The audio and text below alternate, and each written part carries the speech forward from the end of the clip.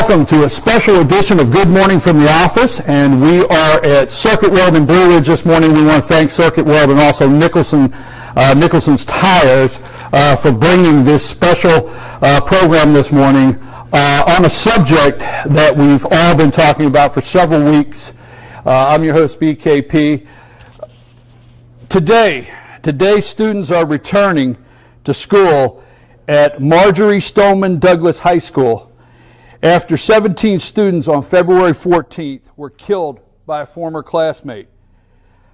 We've invited superintendents of schools, sheriff, district attorney, SRO officers. We're going to discuss this morning. Our focus today is first and foremost, obviously, the safety of our children, period.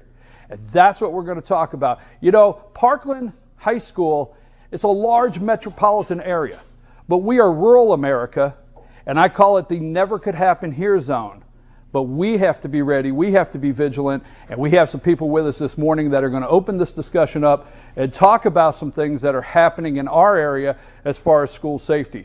First, over here, we're going to focus over here this morning. To our left is Dr. Michael Gwatney, Superintendent of Schools of Fannin County. Next to him, his right, is Fannin County Sheriff Dane Kirby. Next to him is Gilmer County Sheriff Stacy Nicholson. District Attorney Alison Sosebee. Our SROs in the back, sir, on the far left. What is your name, sir? Sergeant Greg Dotson, Gilmer County Sheriff's Office. Greg Dotson, Gilmer County Sheriff's Office. Benny Long, Assistant Superintendent, Fannin County Schools. Benny Long, Assistant Superintendent. And your name again, sir? Lieutenant Darvin Chaos with Fannin County Sheriff's Office. Okay, we also have with us our all-star panel, Bruce, Jane, and Rick, which you're used to on Friday.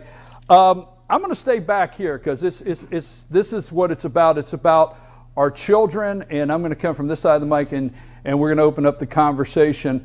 How safe? Let's go, Dr. Gwatney. How safe are the schools this morning in Fannin County? I know that's probably a loaded question, but that's a big one you probably get a lot. So why don't you start with that? That's a huge question, Brian, and good morning. And I'd like to preface with it's a pleasure to be here with you this morning. It's the answer to your question. My child is in Fannin County Schools this morning, and it's an environment that if I'm going to put any of our 3,000 children in Fannin County Schools, including my own, they're all my children, and they're in school today. Let's talk a little bit on what I feel has come out of Parkland is a breakdown in the system is what I'm picking up after looking at everything.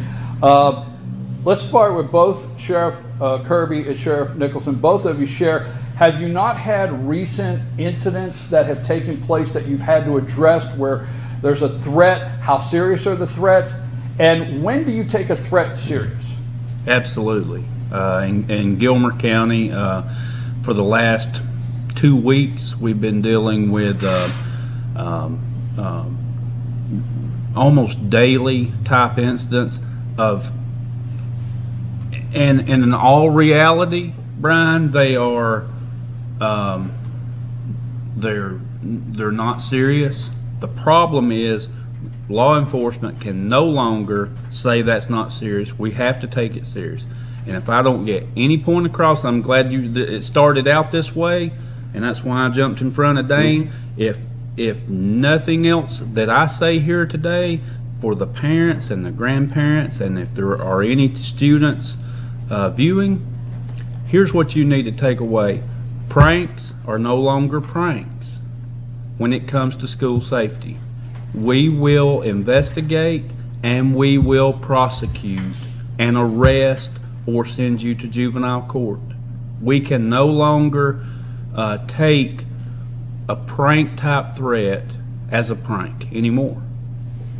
Dr. Gwatney, considering you are here and the sheriff right next to you, talk about the relationship the school system has with the Fannin County Sheriff's Office, both of you, how the SRO system works. And by the way, before I go into, does every school in Fannin County have an SRO officer in school this morning? Yes. Everyone? No. Gilmer County, does everyone have an SRO? Every school this morning have an SRO officer? Yes, every school has an SRO officer assigned to it. Okay, gentlemen, back to the original question. The working together with the school system and the sheriff's office, does both of you get in the conversation? Well, the way our school resource officer program works here in Fannin County is the Board of Commissioners fund 2 resource officers, the City of Blue Ridge funds a resource officer, and the school system funds 2 resource officers. So we have 5 schools, so that enables us to have someone assigned to every school. As far as the working relationship goes between us, we've been doing this for, how long has it been? For the last 3 years, we've had a school resource officer in every school. We've had a great working relationship together. Everything we've needed from them, they've given us, and everything they've needed from us, we've tried to provide as well. So we keep a good open line of communication. We were in meetings yesterday with the DA, starting about 9 o'clock yesterday morning, about some plans for the future and things like that. And I see absolutely no problems with our working relationship whatsoever. The obviously we're not able to. Come on in, Dr. Wilkes. We're okay. We're informal. Don't worry. It's not like everybody's going to notice you just got here. So have a seat. We want to welcome Dr. Shanna Wilkes, Superintendent of Schools for Gilmer County. We understand you have busy schedules, and we appreciate this was on short notice, folks. But it's the issue that just happened. So and these people did clear their schedule this morning. Dr. Wilkes, what we had gotten into this morning is. For Gilmer County Schools, I'm going to ask you the same question I asked, again, Dr. Shanna Wilkes, Gilmer County School Superintendent, the same question I asked Dr. Gwatney in Fannin County. How safe, and I know it's a big question, but how safe are Gilmer County schools this morning? I feel like they're very safe this morning. I feel like that we are always vigilant and watching what's going on with our students, watching what's going on social media, and staying in constant contact. With our law enforcement, we do have an SRO assigned to every school. There are many schools throughout the state of Georgia that do not have that luxury, and we have that support from both our local board and our county commission that shares that financial burden with us in Gilmer County. Okay, you brought up something, and we're gonna go with this. You brought up something. You said monitoring our social media. Now, let me get District Attorney in here. You have done a program where you've gone to schools and you've discussed what's called weapons of mass destruction. These are not just phones these kids are holding anymore, and I think that's the name of your program, is weapons of mass destruction. All of you are welcome to get in, but from a law enforcement stand there, what are you looking at on a daily basis in trying to monitor, prosecute, investigate social media, and how serious these threats are? Well, I'll say what is really beneficial about the area that we live in is we do have a wonderful collaboration that exists between the district attorney's office, between law enforcement, and between the school system. When issues arise or concerns arise, that we can all work together to address an issue. So if there is a threat or some information comes into the school, it can be reported to law enforcement, and my office can be involved in that. But we certainly deal with issues, as Sheriff Nicholson had previously stated, talking about pranks and threats and things of that nature, and trying to assess the threat level that exists with that. But because we are really in the digital age at this point in time, what is now occurring is not just a threat for what you would consider when we were growing up, that someone would call in a threat to a school. It is occurring on social media. And I would like to compliment the schools and the sheriff's offices for their involvement in monitoring those threats and handling them accordingly, because this is certainly issues not only that we have dealt with historically, but that we have dealt with in this circuit over the past couple of weeks. Mm-hmm. I have to ask you candidly, both of you sheriffs, I have to ask you, based on what we've heard in the last 2 weeks, are all the SRO officers in Gilmer and Fannin County armed this morning? They are. Absolutely. Okay. Yes. All right. I think you understand I had to ask that. Okay. what is the role, if you don't mind, the gentleman, deputy in the back left, if you don't mind, both of you, what is the role of SRO officer throughout the course of the day? Can you share that as far as keeping an eye on the school, and what is some of the focus? Start over here with the gentleman from Gilmer County, deputy from Gilmer County first. Yes, sir. Well, a very large part of the job is physical security. It's patrolling the interior and exterior of the school, checking doors, making sure that they're locked, trying to monitor who comes and goes. If you see someone in the schools that you don't recognize, make sure they have a visitor's pass, that they've come through the office properly as they're supposed to. You monitor the parking lot, you monitor the bathrooms, hallways, interact with the students. Like I said, a lot of it's physical security, being seen, and foot patrolling. And you, sir, deputy from Fannin County, same? Yeah, basically the same, yeah. And what school are you at? Clear Creek Middle School. Huh? Clear Creek Middle School. And I assume somebody's there this morning in your place. I hope I didn't get in trouble for saying that. No, sir, not right now. And you, sir? At the high school. At the high school. We're going to, let's go ahead and take a brief break so we can get our second part in. As we told everybody, our guests are going to be here for the first hour. They're welcome to stay the second hour. When we come back, we're going to let our all-star panel get in that we have on Friday. They've been listening to some of the conversation and see if each of them have a question for our guests. Let's go to break. We're back. I'm your host, BKP, and this is a special edition of Good Morning from the Office. We're at Circuit World in Blue Ridge. We want to thank Circuit World and also Nicholson's Tires for sponsoring this special show, this special edition this morning. We're talking about school safety. You know, we have heard on TV so much stuff. I mean, we're inundated with so much stuff on TV. We thought we would get to the rural America. I think I'm going to say this, where I think common sense may still apply. Those are my words. But our guest this morning is Superintendent of Gilmer County Schools, Dr. Shanna Wilkes, Superintendent of Fannin County Schools, Dr. Michael Gwatney, Fannin County Sheriff Dane Kirby, Gilmer County Sheriff Stacy Nicholson, and District Attorney B. Alison Sosebee. We're talking about school safety this morning. We're representing two counties, but we are rural America. And there's something before we get in our question. I know on a day-to-day you have to have that little bit of a struggle because you don't want to take the joy out of that high school, you know, those high school days. I mean, that kids never forget. So this cross of maybe locking these schools completely down and taking the fun out of being in high school, it's got to be a tough balance.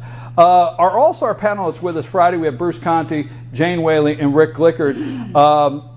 Grandparents, I got permission, all of them grandparents, and they're all three going to ask a question of our panel this morning. We're going to start with Mr. Bruce Conti. Bruce, what kind of question do you have for our panel? I had a question for Alison, going back to the point you brought up before about monitoring social media. How do you do that? And I mean, is there someone that is looking at all the computers and things like that, or is it only when you get a referral or some other kid says, you know, you really need to go to social media because Joey said this? And then how do you dance around the privacy First Amendment issues in dealing with some of the social media? Well, and I think that that's a very fair question. One of the issues that we deal with, and it's the same thing that we deal with in terms of the weapons of mass destruction program that I had established, and where that had came from was receiving referrals, or the schools or law enforcement receiving information regarding inappropriate activity, where children may be exchanging text messages or inappropriate pictures via social media or text message. So to answer the question that was asked, normally what would occur is we would have a referral from a parent, a student to the school or to law enforcement that would initiate that investigation. But oftentimes what happens is once we have that initial referral and we can initiate that investigation, then that's what gets the ball rolling for us to be able to move forward. There are several tools that are available to law enforcement to be able to access social media accounts, and of course the school has established rules in terms of being able to access phones and to access the information that will be contained on those electronic devices. But it is like I tell the kids at school when I do the presentation, I just need one referral to start. I need one concerned student, I need one diligent parent, And that is what allows us to be able to initiate the investigation and to assess what we need to do next. Dr. Gwatney, let's move that question around the table, because I think that's a large question that calls for all of you to be working together. So first of all, you said in your opening, monitoring social media, and same thing, Dr. Gwatney, monitoring social media. In the high schools, we're staying focused right now on the high schools, but how do you balance all of this and pick up on these threats, or able to determine what is a threat? Well, we have good relationships being in small towns that I feel like people feel very comfortable with sending us screenshots when they see something that makes them uncomfortable. In my experience, when we've had a threat that we needed to investigate, I have not gotten it from one person. I get it from 50 people within about an hour. When something comes up, we have a very small community, and people feel comfortable enough to let us know when something makes them uncomfortable. And it's not just parents, it's not just grandparents, but it's the students themselves.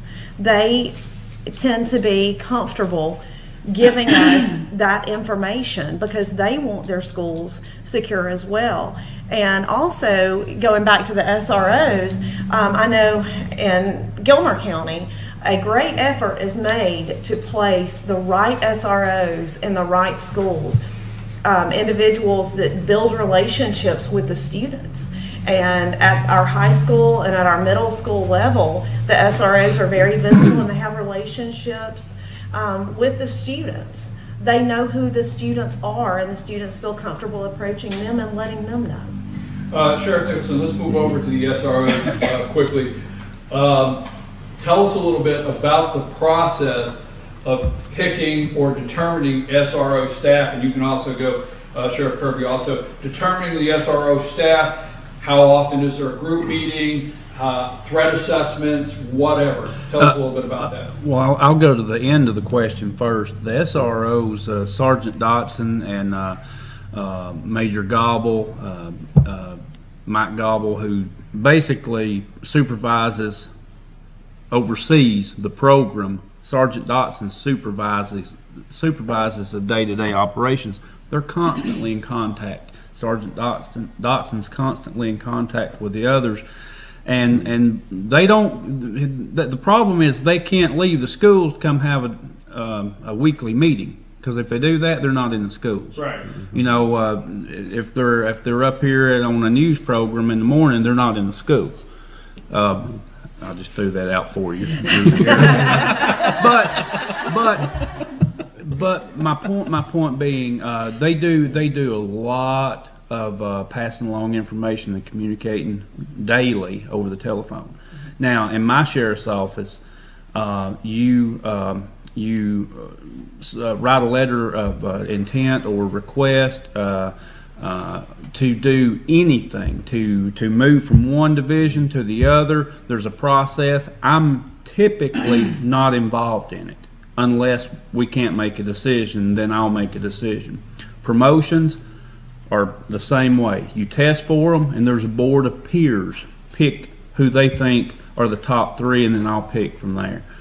The only position in my sheriff's office, the only two positions in my sheriff's office that there is no process, you are picked from the basket,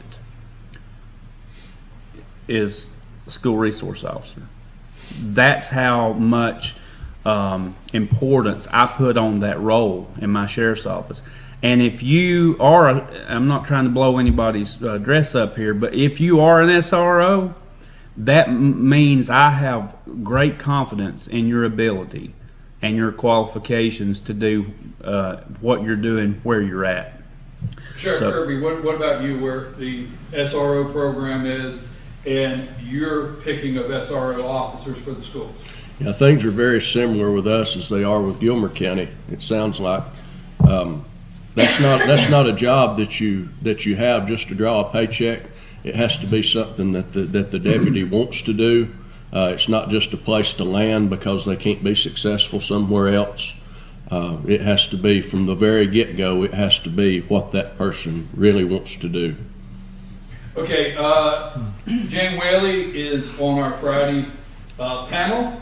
Also, grandmother. She said I could do that, right? Proud grandmother. Yeah, what question, Jane, do you have of the panel? well, first I'd like to say I give a thank you to our law enforcement. I mean, we appreciate it. Fannin County appreciates it, and I would like to also say that we have total confidence in our sheriff and police departments up here in the mountains and our surrounding counties. We just have every confidence what we're seeing on the television these days.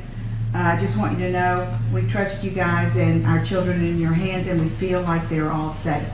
My question is, with all of this going on, recently of course, but then a few months ago, have you been, or are you now thinking and discussing other means of protection in the schools, like locking the doors, having them click in, volunteers in the halls, arming the teachers? Are you thinking now proactively of further security in the schools?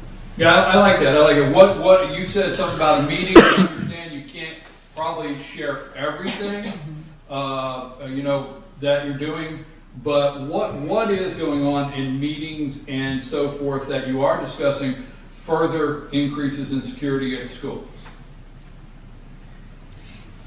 Not everybody. I think that's a school question. Well, I mean, you know, schools might be meeting with law enforcement, district attorney, you having meeting with your principals. Are there, like Ms. Whaley said, may come changes in doors, may come changes in traffic patterns? Sometimes you have to look at traffic patterns. I mean, what are some of the things that you look at as solutions to help increase the security of the schools today in North Georgia? And I can speak to that. And this is from before the Parkland tragedy. Gilmer High School has been in need of some security renovations. That was one of my very first impressions when I walked through the front door of Gilmer High School for the first time when I became superintendent. And as part of the last E-SPLOS, it was approved to renovate Gilmer High School. And so when we started the planning stages of that renovation about a year ago, my first input to our group that's making the decisions, we have a group of people, representatives from the high school. We had an SRA representative. We have everybody coming to the table to plan those renovations. And a lot of times in a school renovation, people want to talk about furniture and renovating classrooms and sports facilities and stuff like that. And I said that what I ask is that the first priority be securing that school. I want scan card access, the RFID access to get in. I want the front office blocked. If you've ever been to Gilmer High School, I want a single point of entry for people coming in and out of that building during the day. I want people to have to come through the front office. In the plans, the SRO officer will have a office that has a window looking out into that single point of entry. We're making some major changes in the building structure itself for security reasons, not as a result of the Parkland tragedy, but as an initiative that we were already taking prior to that. Resemble something like Clear Creek Middle School? That yes, because several years ago when I would go out there, I was able to go, but now since I have been here, we've changed 2 other schools to make them a single point of entry because it was a very simple renovation of building a wall, having a door that you had to come in through a buzzer. They were easy to do. LJ Primary is an example of one that we added last year. LJ Elementary, we added security like that as well. Mountain View and Clear Creek already had this single point of entry. Gilmer High School, it's a major renovation to change that structure. And so we're in the process of that. I know you very well in the school system there. Mm-hmm. So when I know when you're saying major renovation, it's major. But you're also coming across. But it has to be done. It has to be done. For Dr. For Gwatney, the safety of our children. What about any renovation things in any of the schools at Fannin County? Some of them are older, some of them are whatever. Anything that you guys are discussing now? We're fortunate in Fannin to have an East Blast as well, and that East Blast, one of the pieces of the East Blast we're able to use is for safety and security. You know, I was technology director prior to being superintendent, and so, you know, I can speak to some of the monitoring that's done within our own school network to, you know, to ensure that the traffic is appropriate, and if it's not, it's dealt with. You know, there's a great deal of communication between not only within our own county, you know, in terms of the resources that are available, but across counties. When I was technology director, worked closely with the technology director in Gilmer, and just a lot of collaboration. And okay, you know, John has this certain idea, or I'm able to do something. We communicate and make sure that we're using our tools effectively.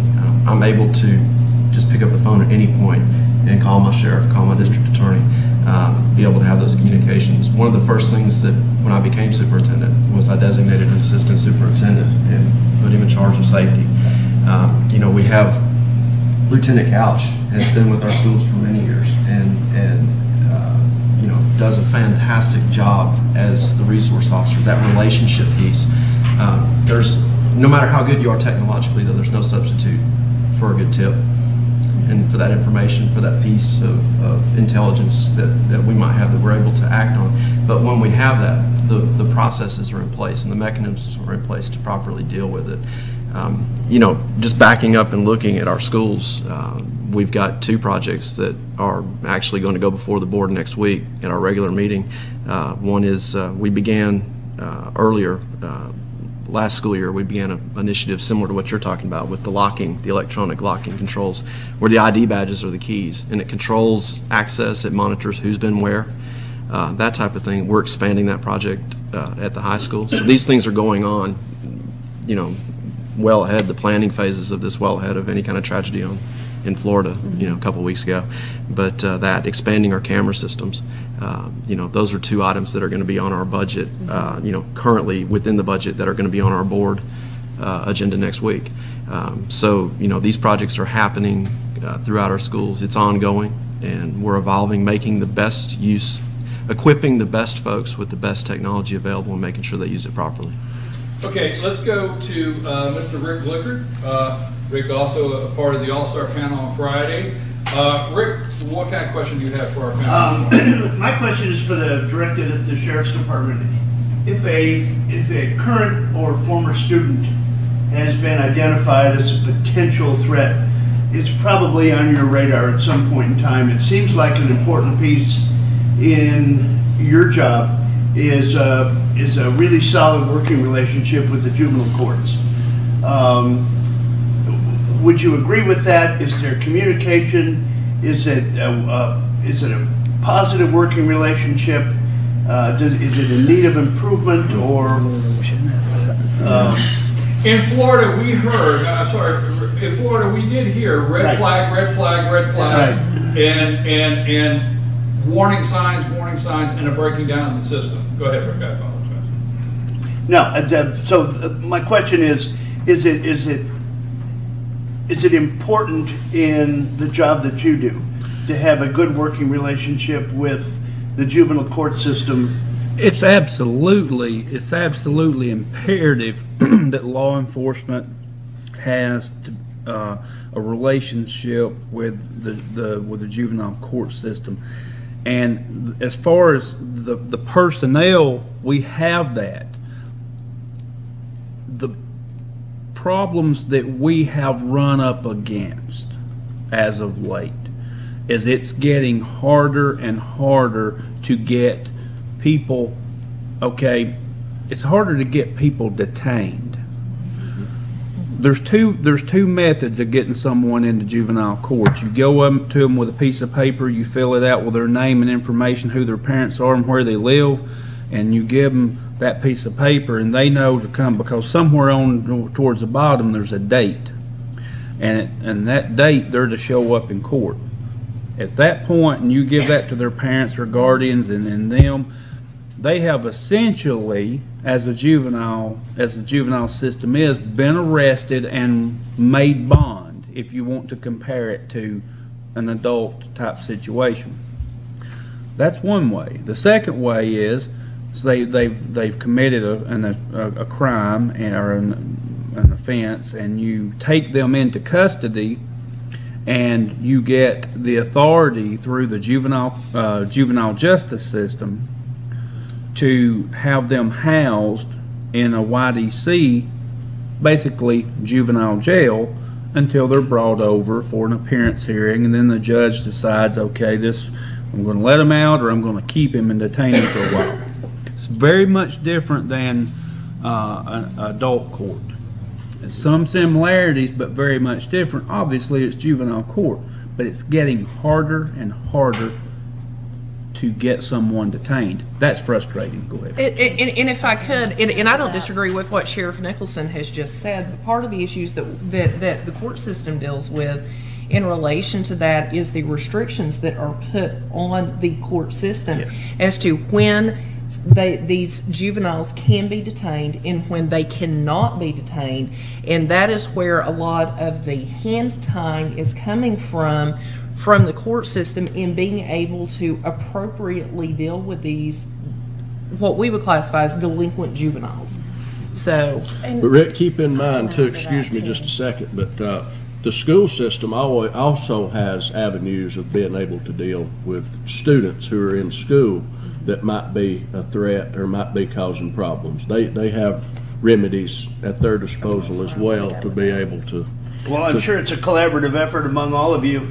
The part that I didn't hear anything about, and that's why I wondered what, how the juvenile system plays, the juvenile courts play into your being able to monitor and yeah, because we are talking about the threats, so possible threats coming from juveniles. Go ahead, Dr. Wilkes. When you speak of the red flags are present for us at the school level well before they ever make it to the legal level. The red flags generally come for maybe even several years before a law is broken. And in many cases, you're dealing with students who have a disability, such as an emotional behavioral disorder, which falls under the realm of special education. So if a student that is diagnosed with an emotional behavioral disorder, which many of the students with these red flags that we speak of fall into that category, if they commit an offense that could be criminal or not criminal, something that could be threatening or a red flag to the school, and they need to go to a tribunal situation, which is almost court, if you will, within the school, we have to first have a manifestation hearing to see if whatever they did would be a manifestation of their disability. And if it is, then our hands are tied as to what we can even do. But we are very fortunate in that we have the tribunal system, and between our two counties here, we share an alternative school, the Mountain Innovation Program. We financially share it. It is housed in Gilmer County. We also share another facility that's specifically for students with severe emotional behavioral disorders that's housed in Fannin County. So if a student commits, and I don't want to say a crime because sometimes they're not crimes, they're school offenses that are red flags that could lead to something later, could be an indication that something else is coming, then we are able to have a tribunal hearing and assign them to the alternative school, which means they're taken out of Fannin High School, Clear Creek Middle School, or Fannin County Middle School, and housed at our Mountain Innovation Program that is it's alternative school. And we can house them there much longer than our court system seems to take our students out of school. I think one of the sticky words in that judges have been, in that law that judges have been dealing with since the 70s, 73 or 76 when it came out, the Disabilities Act for Education, is accommodate. Yes. That's the word that they've been trying to find in that law, a balance that they accommodate. You have to accommodate their disability in some way to provide them education. So is that really tie your hands up in these decisions that you have to make? It ties our hands in situations on a regular basis. If a student has any disability at all, even if it's a learning disability in reading, and let's say they try to burn down the school, if you will, then we have to have a manifestation hearing to see if that learning disability led to them trying to burn down the school. Okay. And that ties our hands. Nothing I said is directed at our juvenile personnel, the judges, the juvenile court system. It's the system. Of course. It's the changing of let's detain less, and whatever we're going to do to them more, but detain less. Here's the problem. This is not just in the school realm. This is in everybody's of this society. The peace and tranquility and safety of your normal everyday lives. We're up here in beautiful Blue Ridge. It's calm. It's a good place to be. It's the same way down in LJ, and we all love it and we feel safe here.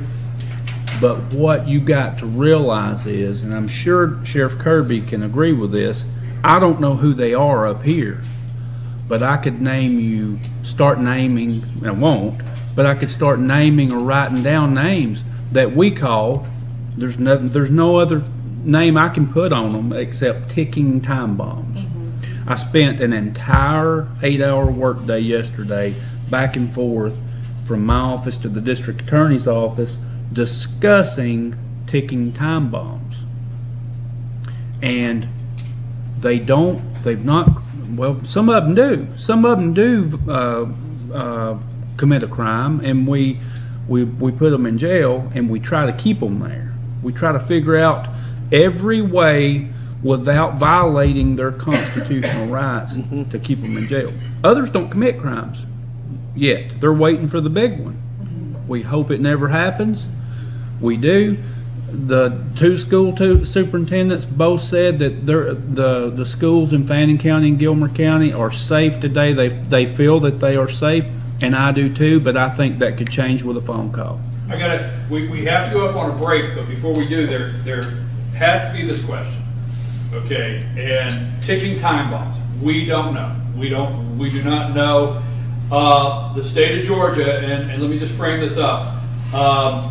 We have heard town hall. We've had the President of the United States do a listening session with families of the victims in Florida, law enforcement, first responders, government officials.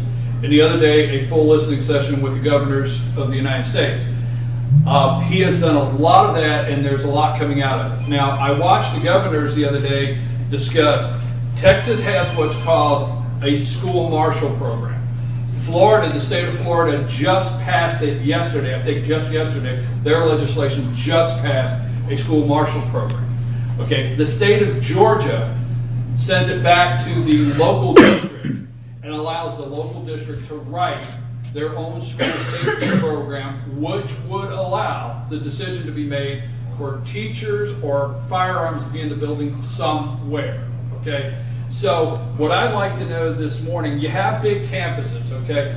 I know each and every one of you, and I think you do an awesome job. I really do. I want to say that just like Jane Whaley said, I appreciate all of you. But as this gentleman said, he's at the high school. High school, and yours also, you got like 5 buildings. You got kids leaving building A, going to the media center. Building B, going to the gym. So, you know, you got movement all day long. Would you look at letting teachers or putting that program in place in your schools to allow weapons in there, and how would it work? I have to ask that question. Are you asking now? I'm asking right now. You expect anybody to answer you? Yeah. I'll speak up, and I may get hit in the head by Dr. Wilkes. If they are vetted, proper vetting and proper training, I'd support it. This gentleman back here, I know, this SRO agent of Gilmer County, I know we've stood side by side at many basketball games, football games, whatever. I know, and I know when he goes to Gilmer County School, he's going to do everything he can. Same thing with this gentleman here. But the campuses are so large. So let's say there was a voluntary program where teachers filled out a form, went through a certain training that's administered by the law enforcement in that area. And today, instead of talking about 17 dead, sorry to say it this way, we're talking about 4. Now I know that's not good, where we return fire. So I hate to bring that, but I do want to close with that as Dr. Gwatney has to leave. What say you, superintendents, of something like that? That legislation requires a board policy, and our board did look at it. It's been over a year ago. We looked at several policies. There was no board action taken to adopt a policy. The ones that I looked at that I was more comfortable with, were much more than filling out a form and being able to carry a weapon. It required the staff member to qualify with the firearm, to have updated training on an annual basis. It had several requirements on the carrying of the weapon. For example, if it's a female staff member, they can't carry it in a purse. It has to be on their body. These are just sample policies from other counties and that we received as samples that would work with the legislation. So I think it would have to be very regulated.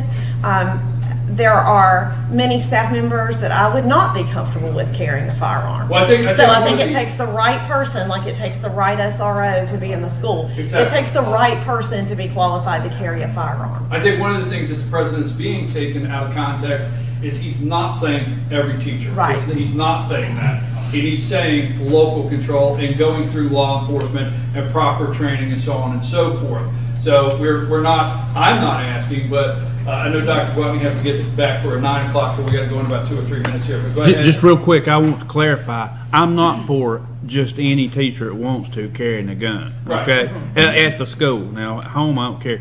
But yes, certain select ones with the proper training. Now, I wanted to throw that back out there. Well, it's almost and one more piece of that, just the Shanna Wilkes' opinion on it. I had a discussion with someone earlier in the week about it, and I said, I don't know that I want everybody to know who. Right. No, I almost would want it as like an air marshal kind of program to where you don't know who those people are. That's right. I think that's why Texas and now Florida has what's called a marshal. Yeah, school marshal. And what say you, Dr. Gwatney? Because I know we have to go to commercial. What say you where that's concerned? Well, of course, we're having those conversations. The President of the United States has brought it up. I mean, that prompts us to look at it as well and give it consideration. Do I dismiss the notion? No. But I also agree with everything that's been said here in terms of, vetting the right person, in terms of remembering the purpose of the teacher, though. Mm-hmm. And the purpose of the teacher is to care for the kids and teach for the kids. And, we don't want to create a situation where we force the teacher to try to take on a law enforcement role. Right. And then not, just inadvertently not be able to care for the kids necessarily. And so it's complicated. Well, I understand that's a balance, and the great thing about it is I do know all of you are having the discussion, just like these gentlemen back here. Those are big campuses. One SRO, and I do know the president said the other day, Parkland, and obviously we don't have a campus like that, but Parkland would take, 100, officers to secure this. So these campuses, as large as they are, with big parking areas and so forth, one SRO, and, I do know we're in rural Georgia, it could be tough. So I had to ask that question. Dr. Gwatney, you have to go. I don't know if any of the others have to go, if you're going to be able to stick around. Do you have a final comment you'd like to make before we go to commercial that you were not able to make today? No, sir. I just appreciate you having this session, bringing this out, and just like to thank you. Folks, we're going to take a brief break, and I'm your host, BKB. Again, thank you for tuning in to the special.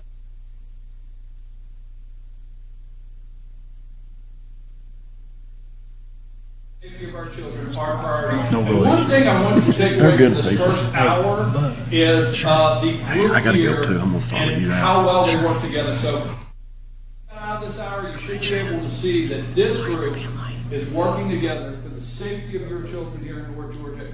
That's big. That's the big takeaway. In our second hour, we're going to open the discussion up, go a little further in some of the deeper conversations that we've heard on that, I'll call it the alternative media. And I guess we'll be back right after these messages. All I do is win, win, win, no matter what. Got money on my mind, I can never get enough. And every time I step up in the building, everybody hands go up. And they stay there, and they say yeah, and they stay there. Cause all I do is win, win, win. And if you going in, put your hands in the air, make them stay there. All I do is win, win. The Tupelo Tea mission is to provide over 80 premium tea blends for tea lovers who are looking for ways to explore new flavors and blends. Come visit Tupelo Tea, located in beautiful downtown Blue Ridge at Sycamore Crossing. Be sure to sample our various varieties of honey and tea. Visit us on the web at tupelotea.com or call us at 706-946-TEAS. That's TEAS. Tupelo Tea, located in beautiful downtown Blue Ridge. Better days ahead. It's just this simple. Nobody beats Days on price. If it's a Chevy, you'll pay less at Days Chevrolet in Jasper. Now save $4,000 off a new 2018 Chevy Malibu, or save up to $10,000 off a new 2018 Silverado Crew Cab. It doesn't matter which Chevy you choose. Nobody beats Days on price. $10,000 off Silverados and $4,000 off Malibus at Days Chevy in Jasper. Better days ahead. Days Chevrolet. Find new roads. Papa's Pizza to Go in downtown Blue Ridge is the best in the area all-you-can-eat buffet. Call ahead or order online now at papaspizzatogo.com. Use our convenient pickup window for the best in pizza, subs, wings, breadsticks, salads, and more. And be sure to check out our lively game room. We serve lunch and dinner, catering available, take out or dine in. Papa's Pizza to Go in Blue Ridge, proud sponsors of the Fannin County Rebels.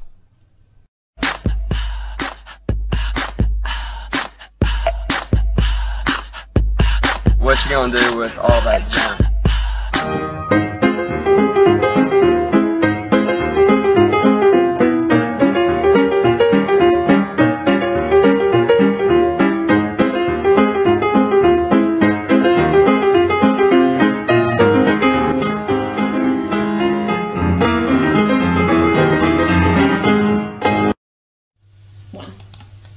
Mountain Emergency Animal Center, serving the tri-state area, located in Blue Ridge, Georgia at 1163 Windy Ridge Road. Pet emergency? Call us right away at 706-632-7879. The finest in veterinary care. Pet emergency? Is your vet closed for the evening? No worries. They're there 24 hours a day, 365 days a year. Pet emergencies like human ones can happen anytime. Your pet's injuries and illnesses may require immediate attention, so call Mountain Emergency Animal Center today. At Mountain Valley Motors, our goal is to exceed your expectations at all times. The moment you walk into our showroom, we intend to help you find a new or used car you'll love. Check out the latest Jeep Wrangler, Jeep Cherokee, Jeep Grand Cherokee, Ram 1500, and Dodge Charger. Mountain Valley Motors, located at 7535 Appalachian Highway in Blue Ridge. Call us at 706-632-6553 or come by. From our lot to your driveway, we help you find a vehicle quickly and easily.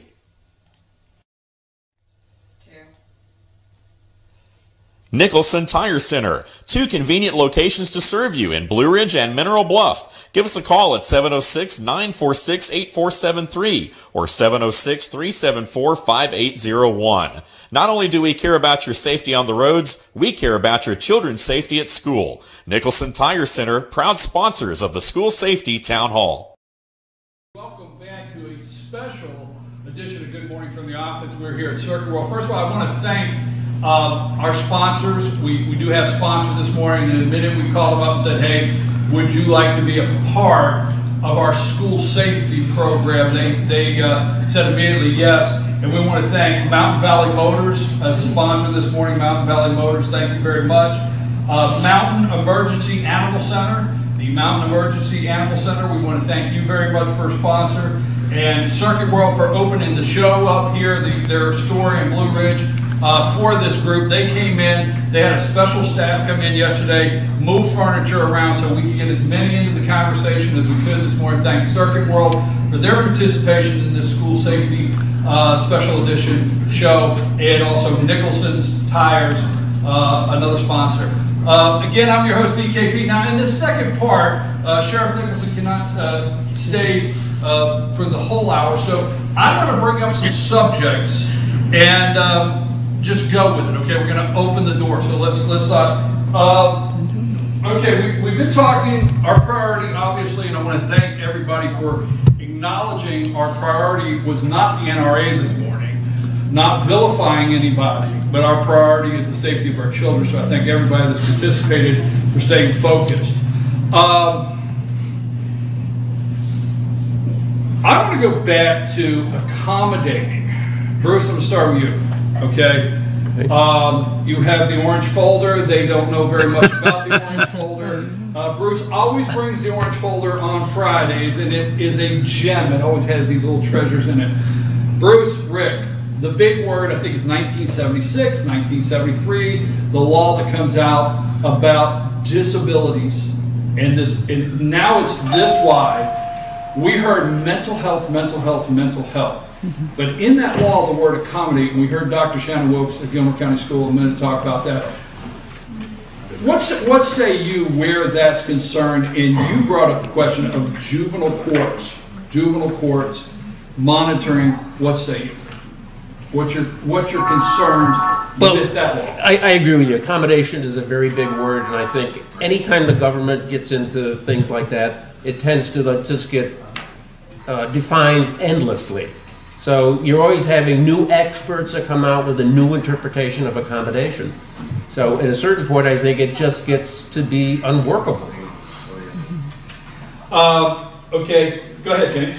My thought is that the pivotal issue now is mass media. Back in '76 when they did that, we didn't have internet, etc. Now we do. So if someone is sitting around that's maybe having issues, sees this on television, it could click into them, maybe I want to do that. So now our world is different, and it's never going to be like that.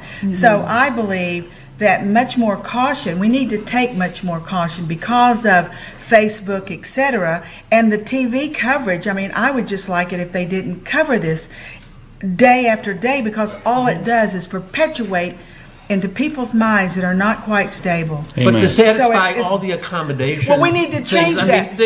Now we need to take the law and say, look, that was then, this is now. Maybe we have we meaning law enforcement, to take it a little bit further on being able to have someone say something and then have a little more control over if they just go back out into the students. Going on that, staying on that, Dr. Wilkes brought up in our last segment, Dr. Wilkes, you brought up that when, I'm going to call it the red flags start occurring, this could be in grade school, okay, and it doesn't manifest till high school, but these are things you have to start watching all the way through.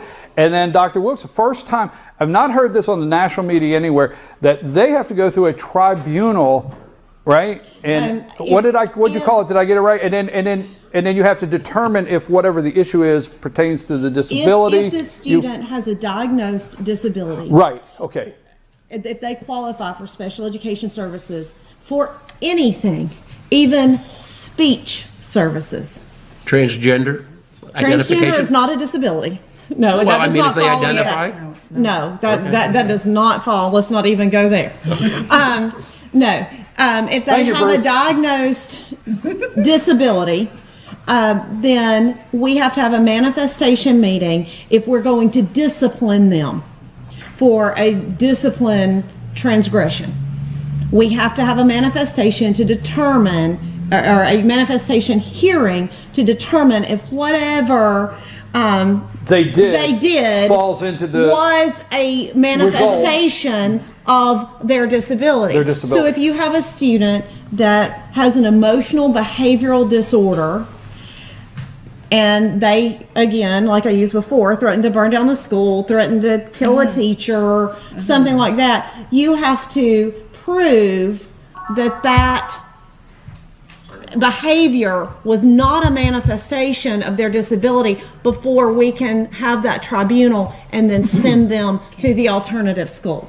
Okay. So we had one, I will use a case, I will not name names, of course, but we had a case where a student committed a level 3 offense, which would be one that would send them to the alternative school for us.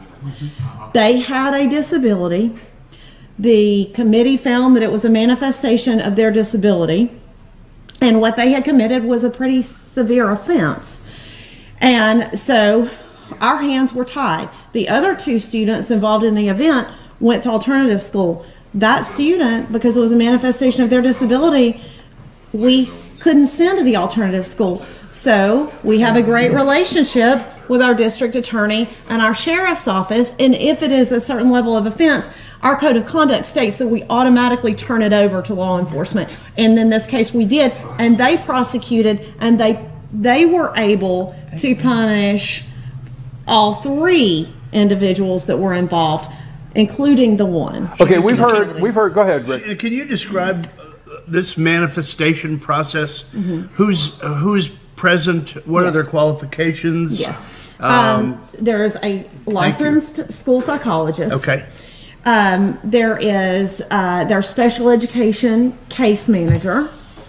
There's going to be a teacher that works with the student, an administrator from the school, and the parents will be involved. And is that information allowed to be disseminated to law enforcement, to all of the parties that would be concerned if something else happens? I mean, are they? Is it disseminated proactively or reactively? In other words, you determine that there is a manifestation and it's going to go to a tribunal. Do you pick up the phone, or do you memorialize that somehow? Send it to the sheriff's office, just to make sure everybody's on the same page about that person. That manifestation only determines what we can do from a discipline perspective. I got you.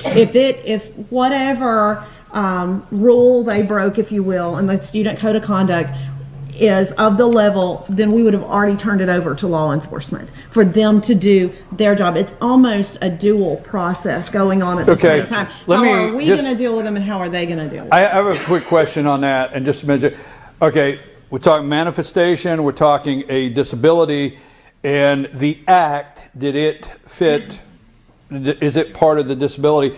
We've heard mental health, mental health, mental health. My question is, who determined they had the disability that you have on file? What, like, is there something they do? So let's say the first time they try to burn the school down, and you go to the file and there's nothing there, and there's no disability. Then we don't have to have a manifestation. But is that now, are we going back to see if they have a disability? I mean, my question is, with all the discussion we're having on mental health, are we going to get to the point, and this sounds out there, but my nerves are with my constitution, that we're going to take our students and at a certain point start doing evaluations to see if there's a disability that can be on file, so we could see if the manifestation meets the disability. I don't know. Do you understand where I'm at? I do. And we have had 2 in recent years where we had a student, the one case that comes to my mind was a student threatened to blow up our middle school. And the parents then, as soon as we started the tribunal process, said, well, you know, we think he's or she has struggled with reading, and that this is why they're frustrated and this is why they want to do this. So we think they need to be evaluated. As when the parent tells us they need to be evaluated, we are legally bound to start that process. So in that case, we had to. Well, I just have to say, never do I let it pass that a student struggled with reading and not chime in. I struggled with reading my whole life, but I didn't attempt to blow up the school. But what? Okay. Now wait a minute. Go ahead, Jane. Go ahead. What I would like to know, maybe Alison, you can answer this. But with my short time in the classroom, I taught for a very short time and then did other things. But you know, I would see kids that were just ornery and mean and back talk. Then I would see children who were mean, who may kick, bully, maybe hit an animal on the playground, that kind of thing. So that's two different issues. Am I allowed as a teacher or as a school system to say, this is another category? Everyone knows that children who hurt animals could have an issue, but if they aren't under any kind of treatment, but then we see a person who is really mean, who's boasting all the time, hurting other students, can we somehow put them on a watch closer list?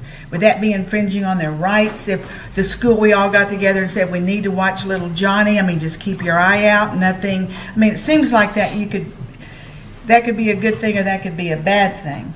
Well, I think part of the concerns are, and I think that specific issue is going to be a school policy determination of when we have red flags that are being created by certain students, what exists in the chain of command at the school as to where that behavior would be reported to.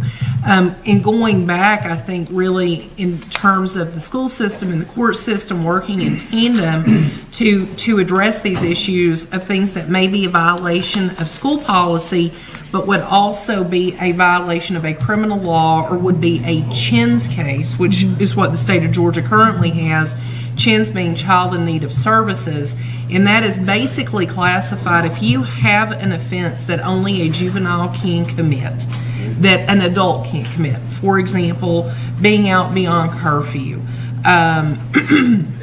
a situation where you have truancy. Those are not adult offenses, those are juvenile offenses that we can address in that realm. I think part of the restrictions that are really put on the school system in terms of working in tandem with law enforcement and the court system when we have these issues is if the school system has a concern about an individual, but there is no violation or no criminal investigation regarding a criminal statute or a CHINS case, the school is under restrictions on what information, frankly, they can release to law enforcement because of the privacy concerns and protections that surround that student. So really, for law enforcement and the courts to even get involved in that, there has to, at the very minimum, be an investigation of a criminal aspect. Let me, go ahead.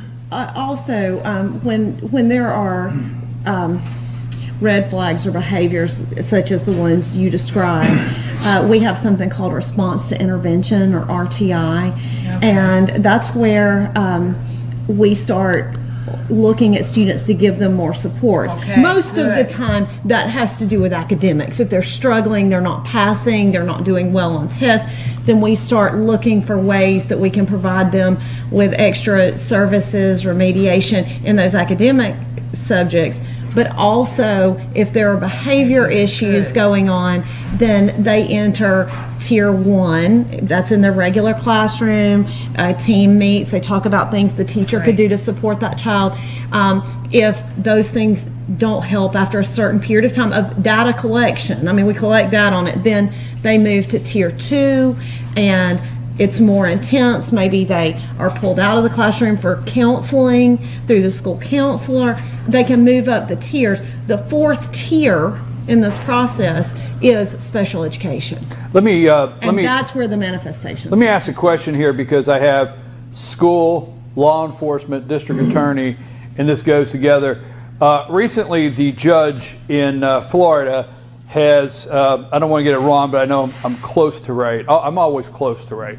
Anyhow, the judge in Florida has allowed them to use or open up this guy's minor, his juvenile records to go over into court to be used, okay? And the key thing for me is the judge says they should be public.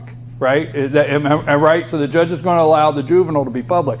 You and I have FetcherNews.com. I think we have a good relationship with our schools and law enforcement to the point where there's a lot of times we have to discuss juvenile things. And you can't tell me things, or you cannot send me documents, or you have to redact by privacy. You cannot send threats over with names just because you have juveniles. You have to take these cases to court in a whole different way. So for us in the public, I mean, I guess my concern is are we crossing a line, or is there a line where some of us need some of that information to be able to pick up red flags out in the public? What say you? I think that's a big thing that we're starting to step on as far as opening it up for juveniles to have their public precedents. I mean, just you understand where I'm going, District Attorney? I do see where you're going, and if I could, I mean, just very briefly from the criminal aspect of it, I think we can all appreciate the concept behind why, at least historically speaking, when you have a juvenile that commits a certain offense, that the I believe legislative intent behind that was this person was a juvenile. It is being addressed in juvenile court, and we want to protect that person, at least in terms of reputation moving forward. And I'll tell you, I think to some degree that concept may still exist. And when I say that, I'm not even talking in the realm of major offenses, but you could even be talking about minor offenses where someone would have a juvenile court record for only offenses that a juvenile could commit, for example, truancy. With that being said, though, I do think that there has been a movement in recent years, and not just as this issue specifically relates to the case pending in Florida, that there has been more of an opening in terms of the juvenile court system that allows more of that information to be somewhat public. What a lot of people may not realize, frankly, at 17 years old, you can be prosecuted as an adult in the state of Georgia for a criminal offense. If a juvenile goes, and I would say juvenile, they're not 18 yet, but they go over to Walmart, commit the offense of shoplifting, that is not going to be handled in juvenile court. That is going to be handled in superior court. But frankly, there are other cases where you have juveniles that can be prosecuted for your more serious offenses in superior court, where that would all be public record. But what the prosecutor, I anticipate, needs, and probably the logic behind where the judge is coming from, is using this issue for bond hearings, for any type of pretrial motions for whatever defense that this juvenile may assert in Florida, but also from the standpoint of similar transactions at trial. What prior offenses did this person commit that is going to show motive, plan, opportunity, knowledge in committing this prior offense? Do you have other issues where threats were made? Do you have other acts of violence? And all of that is extremely relevant in the prosecution of the case. And frankly, I do think that it should be public. Okay, but you went right up to the prosecution. You went up to this has happened and taken place. Mm-hmm. What point from the 6th grader, the 7th grader, I mean, a 6th grader, you know, we're being candid here and open, a 6th grader can't look across the bus at another 6th grader and say, you know what, if you don't stop, I'm going to follow you home and kill you.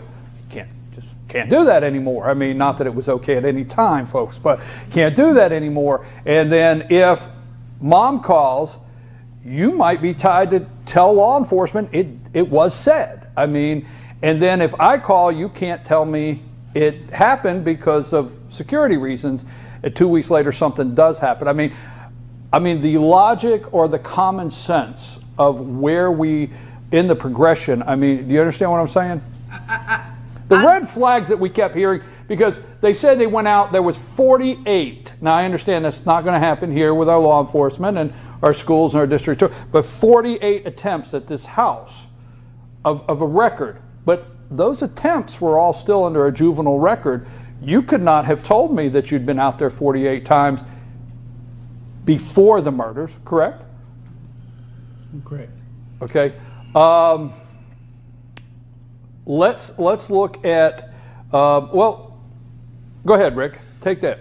Well, we still have law enforcement here. Can I? Yeah, go any direction you want. Sheriff, Sergeant, you've got a tough job. This is my perspective. On a good day. On a good day. You've got to be friend, you've got to be authority, you've got to be a police officer, you've got to sometimes probably be a father figure to a lot of these students.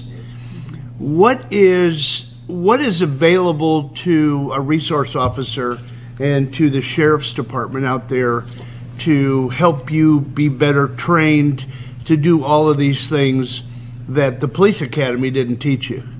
Well, there are specialized courses. Of course, there's the school resource officer course that we send all of our SROs to.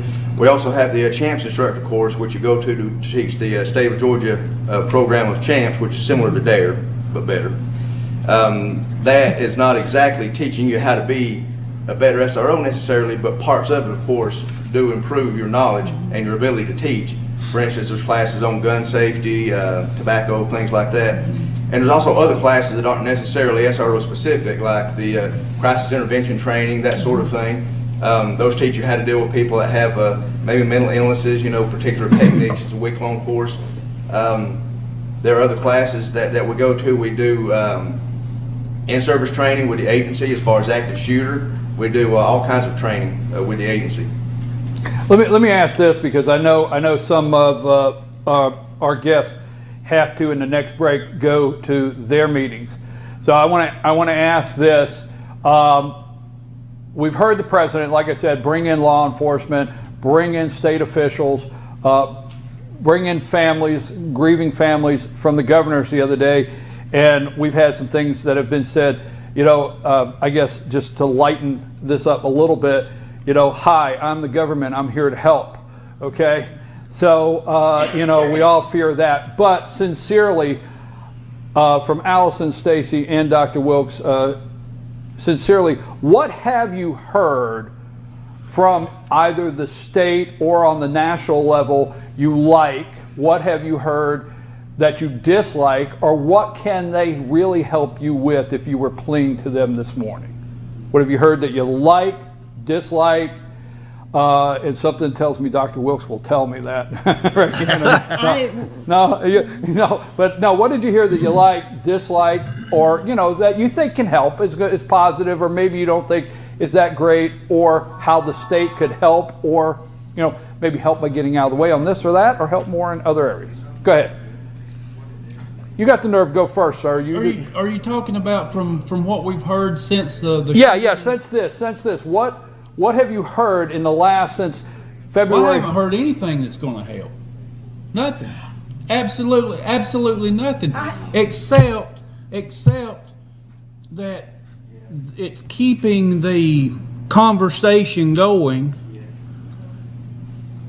about mental health. That's got to be addressed throughout the United States, throughout Georgia, throughout North Georgia, right here in Fannin and Gilmer County. It's got to be addressed, or we're going to keep seeing this over. And this is not a political, I'm not lobbying for the Second Amendment, nor am I lobbying against the Second Amendment. But the gun didn't put itself together and walk into the school and shoot and kill teenagers. Mental health has to be addressed. That's the only thing I've heard. I'm going to tell you, I told you, you know, you can't bring, I'm sorry, don't want to offend nobody, but you can't bring, there's a grieving process. Let's deal with the grieving process for the kids that were present. But you can't bring high school kids and let them set policy on how school safety is going to, or gun control is going to be accomplished. How do you feel about that? You can't do that. How about hardening schools? That seems to be one of the things that's coming out, and we talked a little bit about it. You know, more technology. Okay. It's nothing. There's no new ideas that have been presented. We're going to let you have in that regard. We've already discussed metal detectors. You know, as I discussed earlier, the renovations to our high schools. We've got cameras in our schools that are as clear as that TV right there, as far as seeing detail of our students. Those sorts of things are not new ideas. The scan badges that we're putting in place to enter and exit the buildings, the single points of entry, having the SROs in all of our schools, that's not new. The idea of arming teachers is not new. Like I said, we had looked at a policy over a year ago for that. All that is information or ideas that were already there. It's just bringing it to the forefront. Do you think SROs will be sitting in a room looking at a bank of television monitors more, perhaps in the future? Mine won't. Before moving around? Mine won't, no. You're going to take us to commercial, dear. I got to get... District Attorney, what in the last week Have you heard, or is there something that you would like to say that untie your hands to be able to handle something different? It was a district attorney, but you go right ahead. Well, let me say this. Okay. It's an extension. Let me say this. I've listened here for the majority of this. Let me say this. You can't have it both ways. You're talking about hardening the schools. Listen, we've got to figure out a way to stop these things from happening. And we are prepared and willing to make our schools as safe as you want them to be. I had an argument yesterday with a friend of mine. He's a friend of yours. I won't call his name. We were talking about a bill that's being considered in the legislature. He's a citizen. He's not a representative or senator. He's just up here. And we had an argument about it, but it was friendly. It was friendly. We laughed. We cut up. But I said, you can't have it both ways. You're constantly talking to me about you live in a safe area, and you're glad that you do, and you want to live in a safe area, but you want to keep moving inching towards making things easier on criminals. You can't have it both ways. Okay, we spend a lot of time. The crisis intervention program, and that's a partnership with the GBI teaching that, and or it's a partnership with GBI and NAMI, National Alliance of the Mentally Ill, or I think that's right. And I support that 100%. And our use of force incidents have decreased since we got all of our officers trained in crisis intervention training. I support that, but there comes a point in time when you got to draw a line in the sand. And do you want to keep protecting? Okay, I understand they're juveniles. I understand something might be wrong with them. I understand that he's an adult and he's not committed a crime yet, but he's exhibiting every single manifestation of he's about to go off the deep end, climb on a tall tower with a gun and start shooting people. We got to be able to deal with that before it happens, not after it happens. There has to be something to allow us to deal with that person before the crime is committed. Until then, we'll be having these conversations about every 3 to 4 months. All right, District Attorney, and then Jane. Jane, we're going to get there. You know me. I know, but I'm. No, I'll say one of the things that I actually like about the discussion that is being had. I don't agree with everything that's being said, but what I do like is the possibility that our local communities and our local areas may have the potential to have funding coming from the federal government or the state government to help us address these issues. There are some things that you were talking about implementing that would simply be cost prohibitive on a local basis. But if we can get federal assistance and we can get state assistance to deal with these issues, I think that would be tremendously helpful. One of the things that Sheriff Nicholson had mentioned is mental health. Mental health treatment in frankly the state and in the nation is something that we are in a dire need of in how to deal with these situations. We're fortunate enough to have a mental health court available here, but frankly that's a limited resource that we're able to apply across the board. So I think that there's a lot of things that we can come away with in this situation, but funding I think is something that would be tremendously helpful coming from a federal and state level. Okay, Ms. Whaley, you've waited patiently. Almost. She did. Almost. Okay. Almost. Well, I've been thinking about this issue for a long time, as have millions of other people in this country. And we have to think of something that's practical and that's affordable and that we can do relatively soon on our way to better mental health, etc. And what I think, I would like you to just think about this idea, because I have put a lot of hours into it. It seems to me it would be affordable. Talking about Bruce's sitting at a bank of monitors, well, no, the resource officer can't. But in this county, I work a lot with volunteers in many aspects. We have people, there could be a bank of monitors that you could have a volunteer, you have 3 hours, 3 hours. You simply, they monitor these things. They see if something in building A is happening, and if they could somehow have, they would say, okay, this is unusual, this is happening in building A. I mean, you'd have some training, you'd have to know, it's not that you push an alarm, but if someone's acting strangely, they're trying to get in a door, then you alert someone, and I could monitor that. Even veterans, people want to help, but it won't take much time.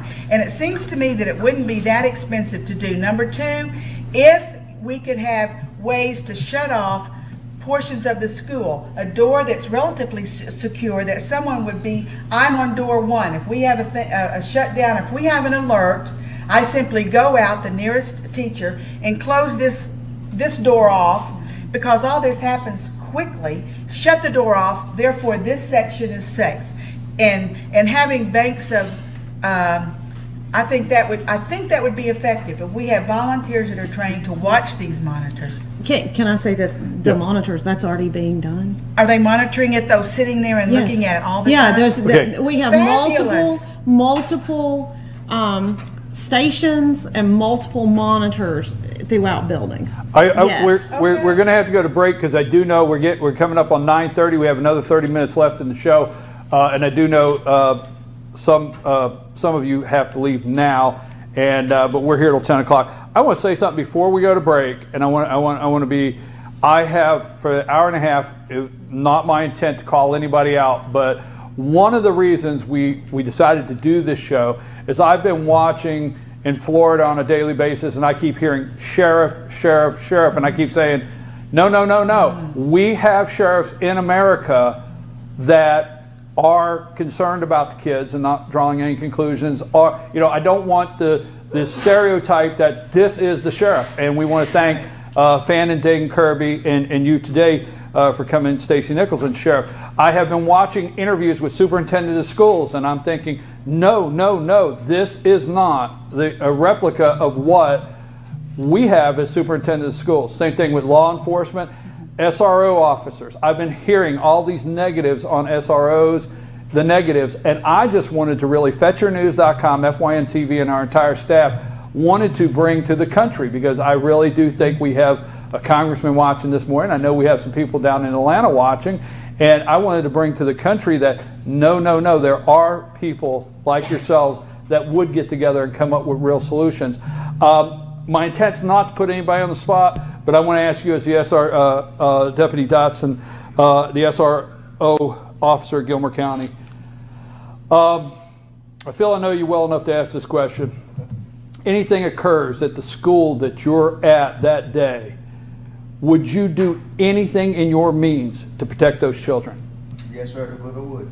Okay, thank you very much. We're going to take another brief break, and we want to thank, I'm your host, BKP. Good morning from the office, a special edition this morning from Circuit World. We want to thank, because we want to thank Circuit World. We want to thank Mountain Valley Motors. We want to thank Mountain Emergency Animal Center, and also Nicholson's Tire for bringing this morning, this special segment. We're going to take a break. Some have to leave.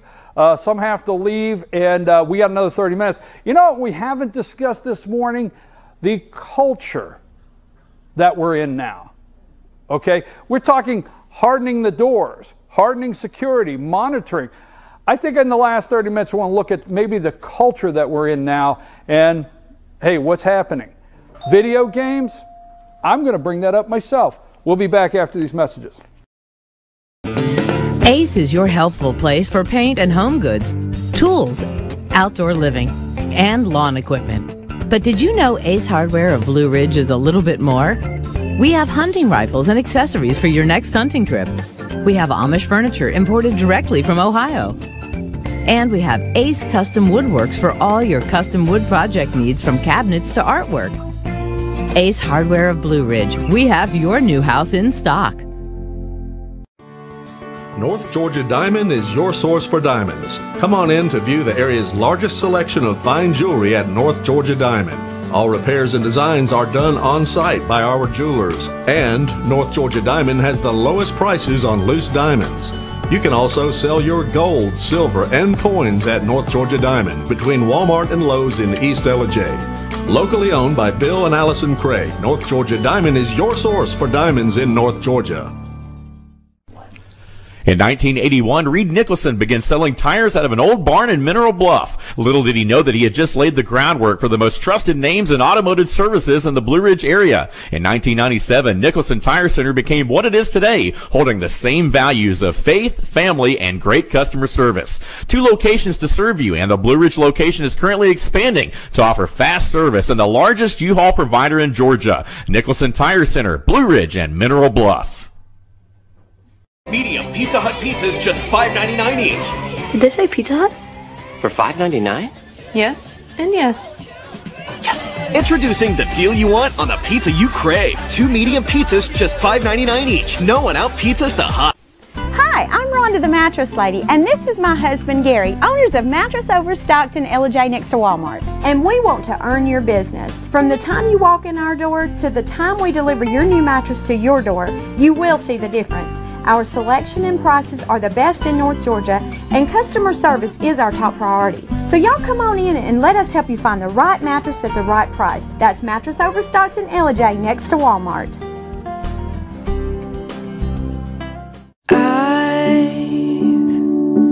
Had the time of my life. I never felt like this before. I swear it's the truth, and I owe it all to you. I'll tell you something. This could be love because I've had the time of my life. I've never felt like this before, 'cause I've had the time of my life.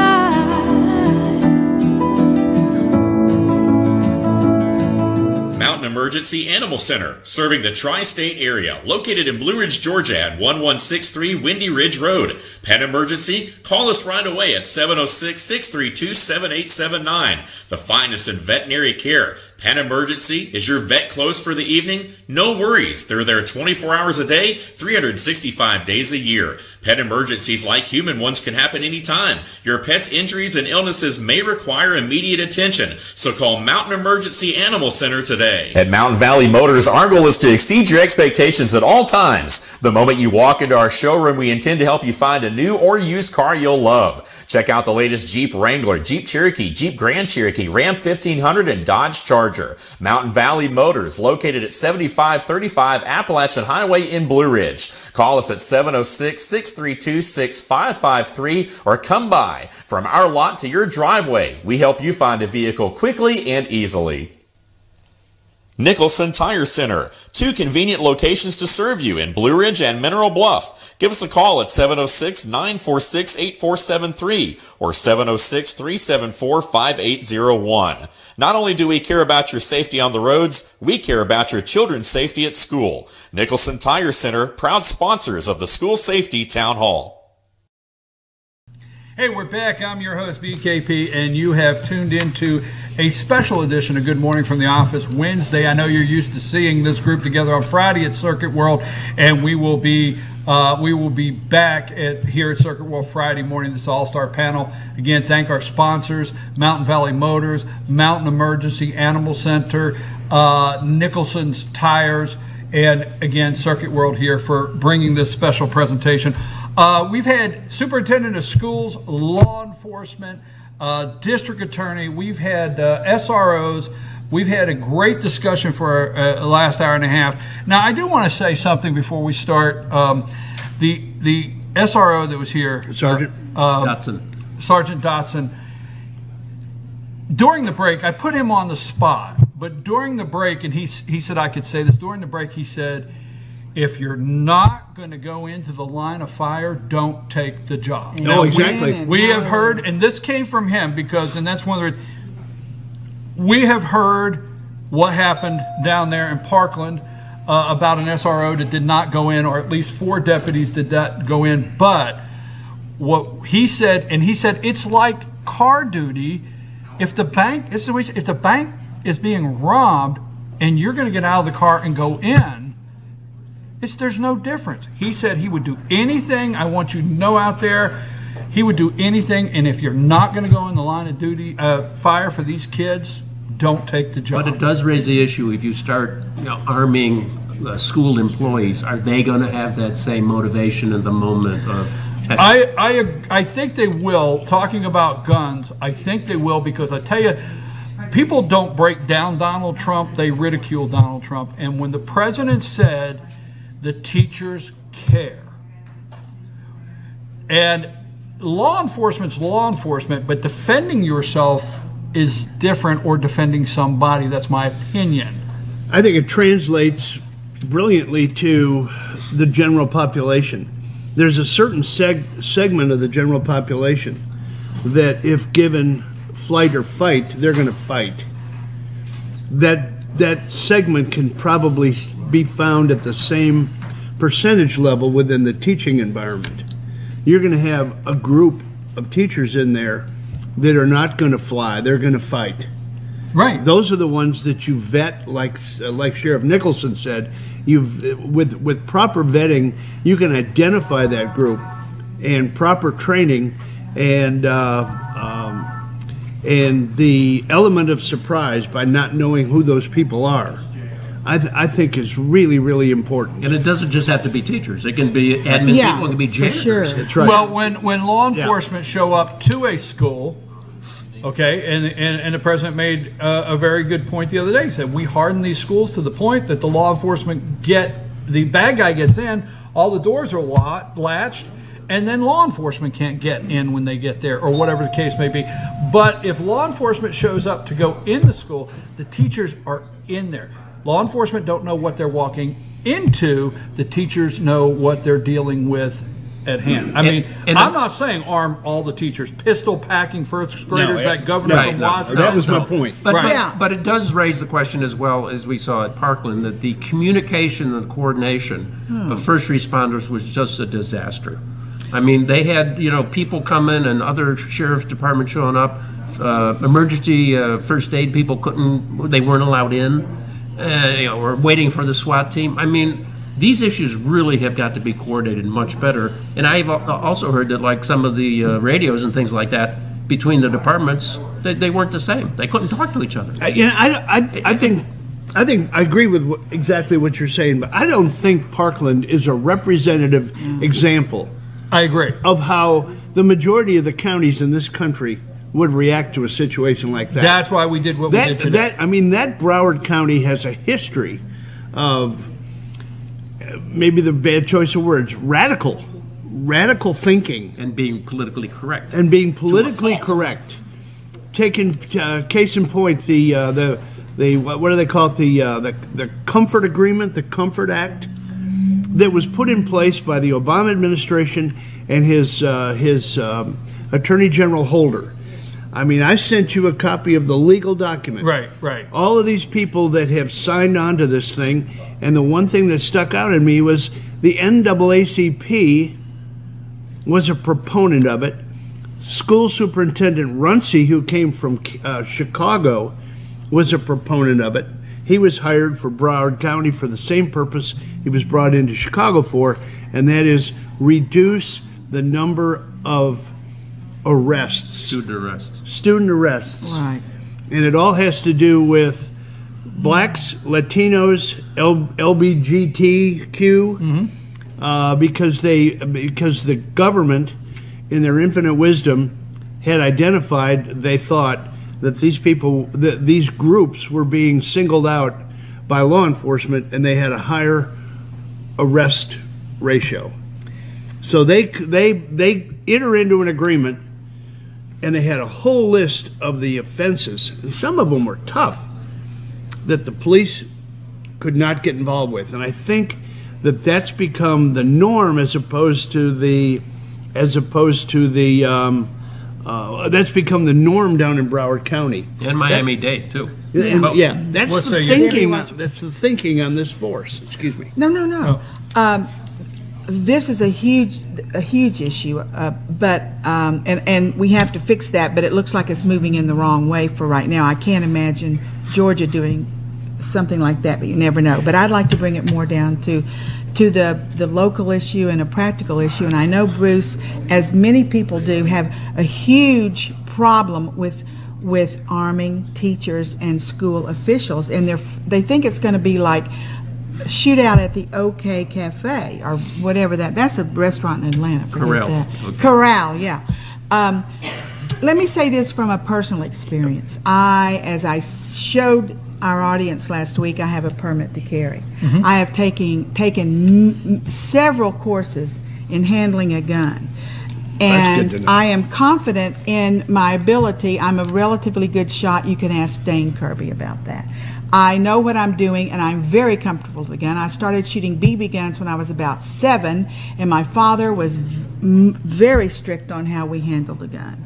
And so I feel comfortable. If I were to do that in a school system, I would want to take more classes. But I will say this, when I was younger, I taught a class of young women that are living alone, how to protect yourself. And the first thing I taught them was never, ever own a gun unless you're totally confident with it, number one. Number two, you had to walk through the scenario. And I had to do this once in my home when my husband was gone.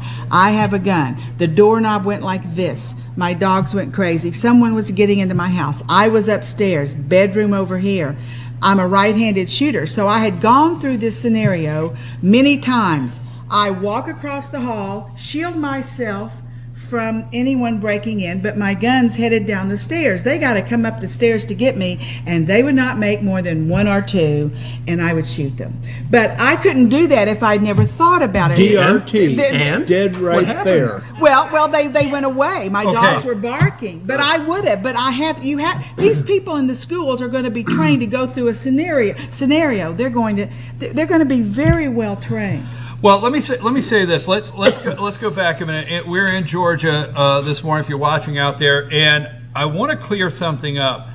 The state of Georgia has deferred to local, meaning on security, meaning local school boards are allowed to let or put a safety program in place that would allow teachers. That can happen today, but now, when we talk about arrest and things like that, then there's other things, just to clarify, that the state, we have children with these problems. Mm-hmm. Their hands are still tied. But attendance, our school systems have to show certain attendance levels to get certain funding, and our school systems are in a little bit of a bind where, little Johnny gets to come to school because we need that attendance. So there's a lot of things that are tied, their hands are tied, that they can't make decisions. And that's a reflection, I think, of society. Yes, the sheriff sort of touched on it, that like these issues, with kids that are ticking time bombs. Right. That goes back to family and culture that's going on around us. Facebook, like Jane said, everything. 30, 40 years ago, kids weren't shooting up schools. Kids would get in fist fights, and maybe occasionally someone would pull a knife, but you never saw guns on campus. Didn't cross their mind. We see, and we got a couple minutes. There's 2 things I want to talk about. We see on the screens over here, Congress considers changes to gun laws. What concerns you? How fearful are you that their changes, or what are they doing that you're concerned about? They're going to nibble at the edges. They're going to do some things, I think, just to show the action. But I don't think they're going to make major changes. But we see in Florida that the background checks and the gun laws that are currently in place is not what was wrong here. It was the system.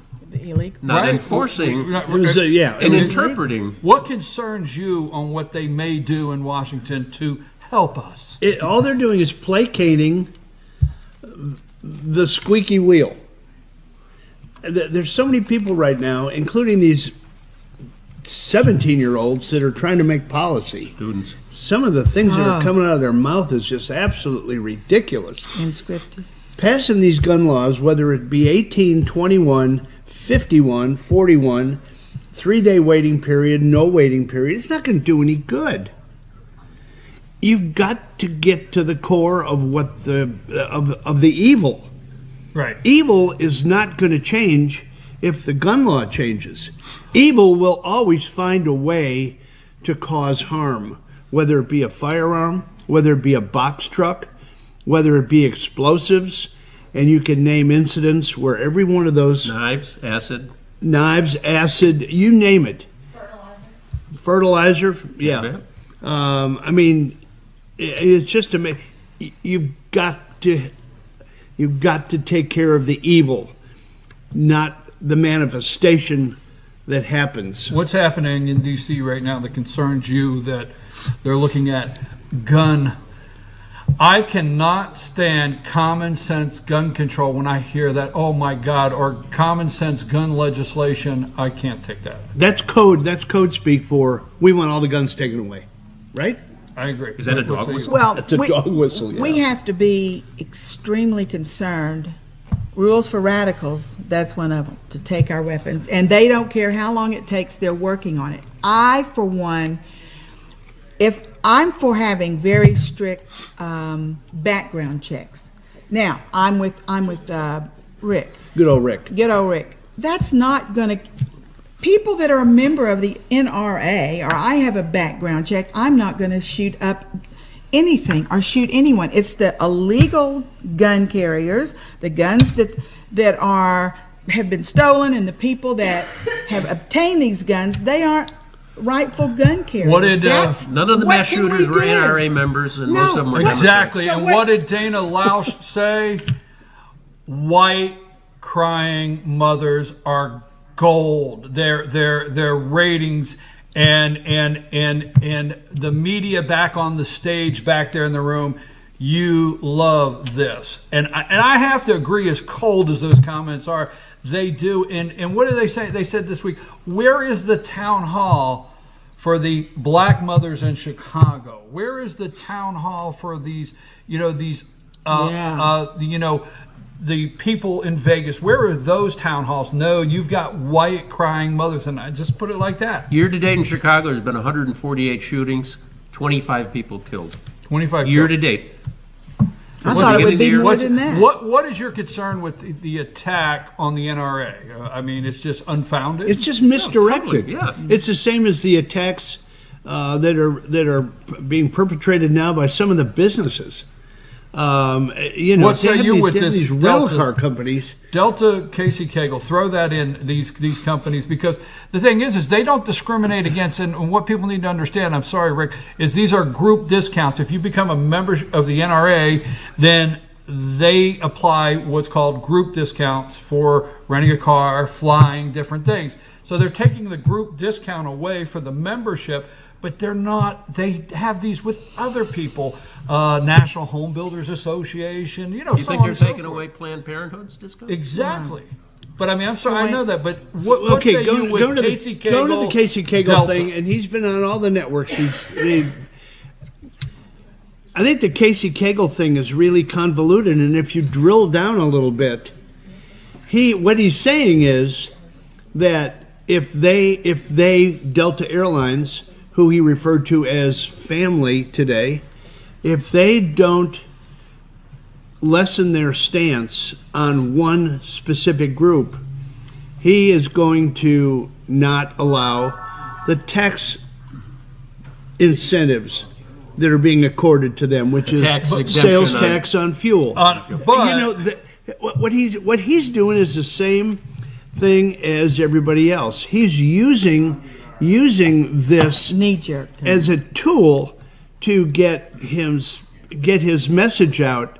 But the message should be, Casey, why don't you just evaluate the tax incentive as a standalone and not tie it? I'm going to do this if you do that. I think that's brilliant. Yeah, but let's be clear on this, okay? For the Lieutenant Governor of Georgia, which I want to be clear is a candidate for governor. So this is,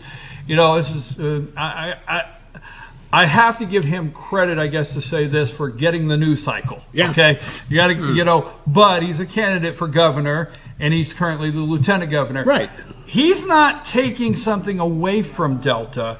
He's not moving the legislation forward. So there's a lot of national media that has this wrong. He's not taking anything.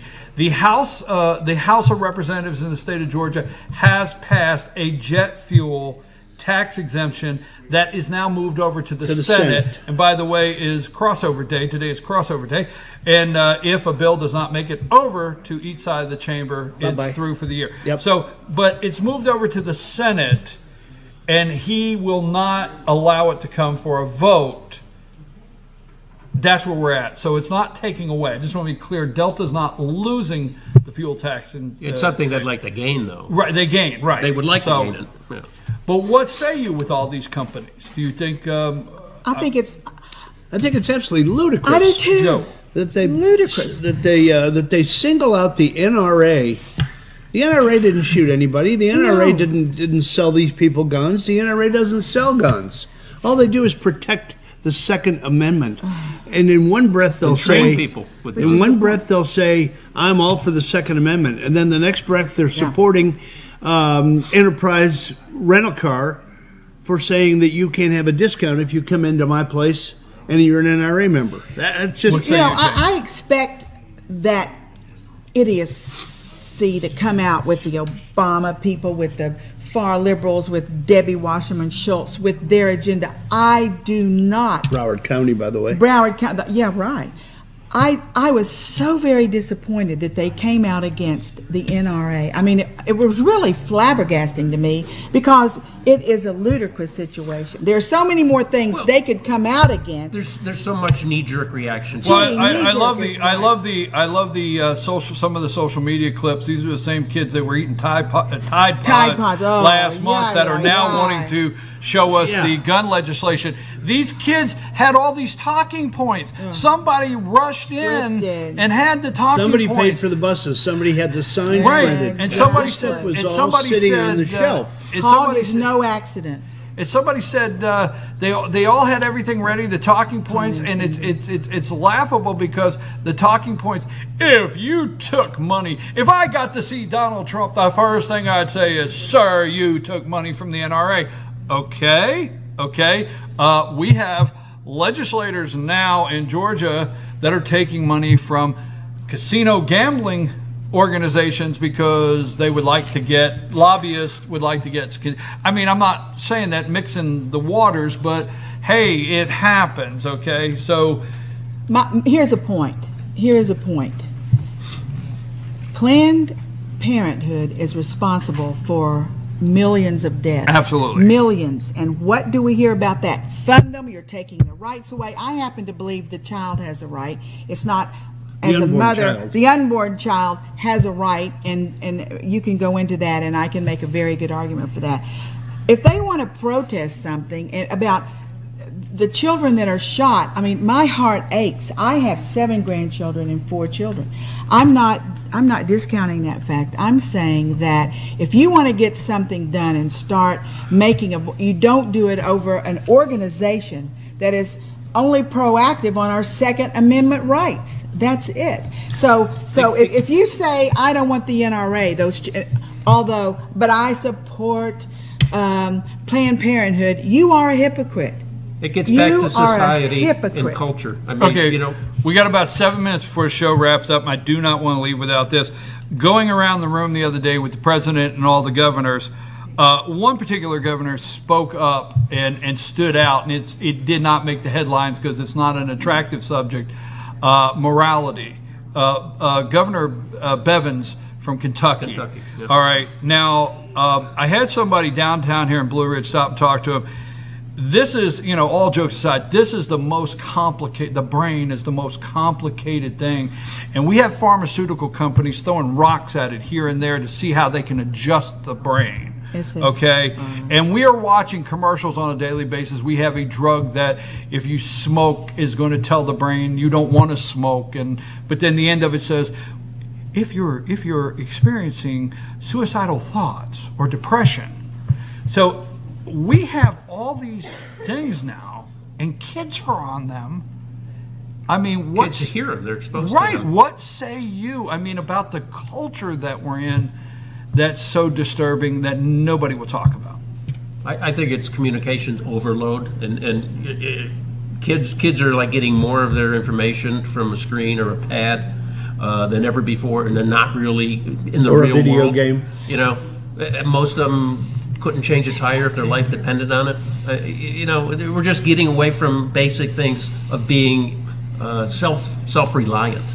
Rick said a word earlier that just went over and over and over. It's a single word that deals. It to me brings it evil. Jane, what say you? You know, morality is really the crux of the matter. It has to do with the evil thing. But 2 examples quickly. We were in the airport with our grandchildren. He's 10 on the Delta television in the club room or whatever. There is a movie of zombies. They're cutting a woman's head off. Yeah. People come in with blood, these women, they're chopping people up, and my grandson's looking at it and I'm saying, hello, turn around. That's one thing. That is outrageous. And number 2, what's that one that Kevin Spacey was on about the president? What's the name of that thing? Oh my gosh. We started that. My mother was visiting. She was 89. We're watching this and something starts that I am almost 70. I don't care who knows it. You look great, darling. Thank you, darling. You look marvelous. That worked out really well. I Yes, do it that. Okay, so the thing is that my mom is sitting there, my husband and I are sitting there, and this scene takes place, and I stand up and say, turn the television off. I was so embarrassed to be in the room with my mother watching this thing take place.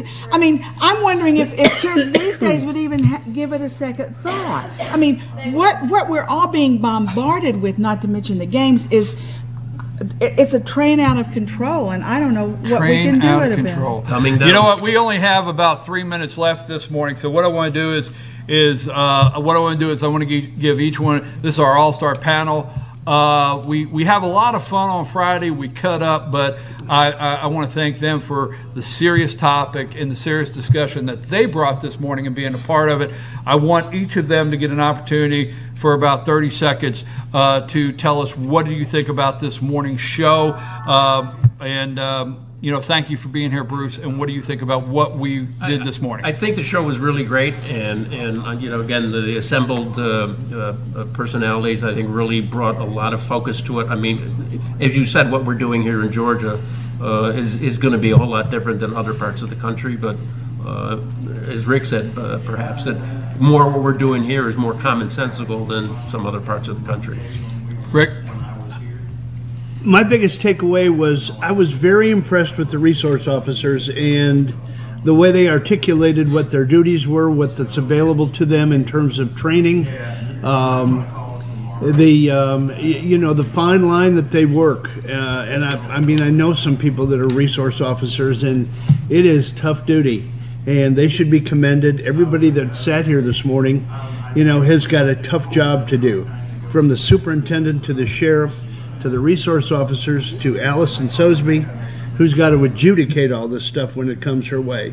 So hats off to them. My last thought is I'm going to go way out on a limb and say that those kids that are trying to express their opinion down in Florida, I'm going to go out on a limb and say the 98% of what's coming out of their mouth is not an original thought.